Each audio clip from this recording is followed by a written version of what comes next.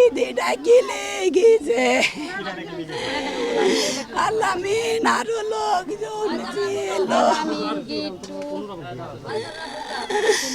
ও আল্লাহ, আপনি বাড়ি থেকে ভালো মানুষ গেছে আর যায়া কারা এই গুলি করলো সব কখন রেডি হয়ে আসছিল আমরা কিছু জানিনি।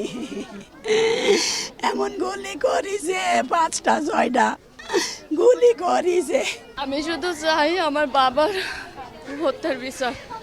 আমার বাবা কারোর সাথে কোনো ঝামেলা ছিল না, কারোর সাথে কোনো রকম ঝগড়াঝাটি কোনো কিছুই ছিল না, কিন্তু আমার বাবাকে কেন খুন করলো, কি জন্য খুন করলো? আমার একটাই দাবি, আমার বাবার বিচার চাই।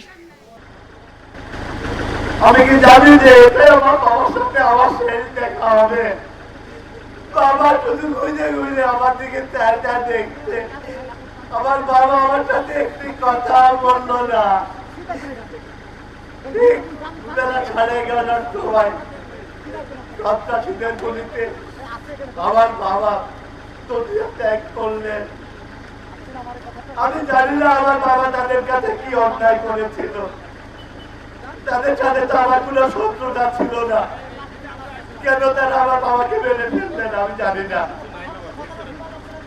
তারপরেও তিনি 3বার আপনাদের মাঝে নবনির্বাচিত চেয়ারম্যান ছিলেন। তার চলার মাঝে, তার কথার মাঝে আপনারা যদি কেউ ন্যূনতম কষ্ট পেয়ে থাকেন, আমি তার সরকার হিসাবে হাত জোড় করে আপনাদের কাছে ক্ষমা চাচ্ছি। আচ্ছা, গতকালকে 11:30 সময় মানে অফিস চলা অবস্থায় উনি তার কক্ষে অবস্থান করছিলেন এবং কিছু দুর্বৃত্তরা অসচেতনমূলক অফিস কক্ষে যায়, তাকে শুট আউট করে 4টা। এতে প্রথম শুট আউটের পরে উনি নিচে মাটিতে পড়ে যায় এবং রক্তাক্ত অবস্থায় আমাদের আরও ইউপি 2জন সদস্য ছিল, মনিরুল ইসলাম এবং রুহুল। ওইটা আতঙ্কে ওনাদের সাইড থেকে বারবার চেষ্টা করে, কিন্তু ব্যর্থ হওয়ার পরে ওনারা ওখান থেকে চলে যায়। পরবর্তীতে গ্রামবাসী সেখানে যাওয়ার পরে বিভিন্ন অ্যাঙ্গেল থেকে তাকে উদ্ধার করার চেষ্টা করে এবং এটা অনেক নেককার এবং লজ্জাজনক একটা ঘটনা। এবং আমরা চাই এলাকাবাসীর পক্ষ থেকে এইসব সন্ত্রাসীমূলক দৃষ্টান্তমূলক শাস্তি, পরবর্তী যেন এইসব ধরনের একটা নেককারজনক ঘটনা অন্য বাংলাদেশের কোনো ইউপিতে যেন কখনো না ঘটে। আমরা চাই সুষ্ঠু বিচার। এবং কালকে যে বেলা 11টা 11:30টার দিকে আমরা বাজারে বসেছিলাম, এমতো অবস্থায় ফায়ারের শব্দ আসলো। মানুষ পাখি যেরকম ফায়ার দিলে পাখি যেরকম উড়ে চলে যে কে কার গায়ের উপর পড়ে, এই মতো অবস্থায় মানুষ পলাতক হয়ে গেল, আমরাও পলাতক হয়ে গেলাম। ওখানে দাঁড়াতে পারলাম না, যেহেতু অস্ত্রের সামনে তো আমরা দাঁড়াতে পারিনি, যেহেতু তার কাছে হাতিয়ার, আমাদের কাছে তার হাতিয়ার নাই।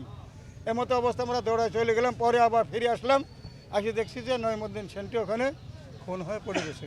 নইমুদ্দিন সেন্টু সাহেবকে তার নিজ অফিস কক্ষে বেলা 11:30টার দিকে গুলি করে হত্যা করে কতিপয় দুর্বৃত্ত। ঘটনার পরপর আমরা আমাদের পুলিশি কার্যক্রম আমরা চালিয়ে যাচ্ছি। আমরা ইতিমধ্যেই এই ঘটনার মোটিভটা সম্পর্কে আমরা ইতিমধ্যে আমরা জানতে পেরেছি এবং এটার সাথে কারা জড়িত তাদের সম্পর্কে আমরা তথ্য আমরা পেয়েছি। আমাদের অভিযান অব্যাহত আছে এবং খুব দ্রুতই আমরা এই সন্ত্রাসীদের গ্রেপ্তার করতে সক্ষম হবো বলে আশা করছি। এখনও মামলা হয় নাই, ওনারা লাশ দাফন হয়ে গেল কিছুক্ষণ আগেই। ওনার বাড়িদের সাথে আমার কথা হয়েছে, ফ্যামিলির সাথে কথা হয়েছে। ওনারা লাশ দাফনের পরে ওনারা থানায় যাবেন এবং মামলা দেবেন বলে আমাদেরকে জানাইছে। আচ্ছা, এই মিশনে কতজন অংশ নিচ্ছে ঠিক আমি এই মুহূর্তে আপনাদের কাছে বলতে চাচ্ছি না। আমরা এটা আমাদের তদন্ত সাপেক্ষে আমরা পরবর্তী সময় আপনাদেরকে এই বিষয়ে ব্রিফ করব। এখন এলাকার পরিস্থিতি স্বাভাবিক।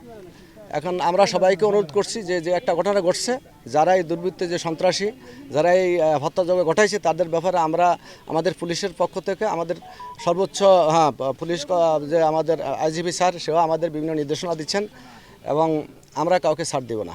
যেই সন্ত্রাসী যেই হোক, যেই দলেরই হোক, সে যত প্রভাবশালী হোক তাকে আইনের আওতায় আনা হবে। এখন পর্যন্ত আমরা ওরকম দৃশ্যমান কিছু করতে পারি না, তবে আমরা হত্যার মোটিভ সহ এই ঘটনার কারণটা আমরা জানতে পেরেছি।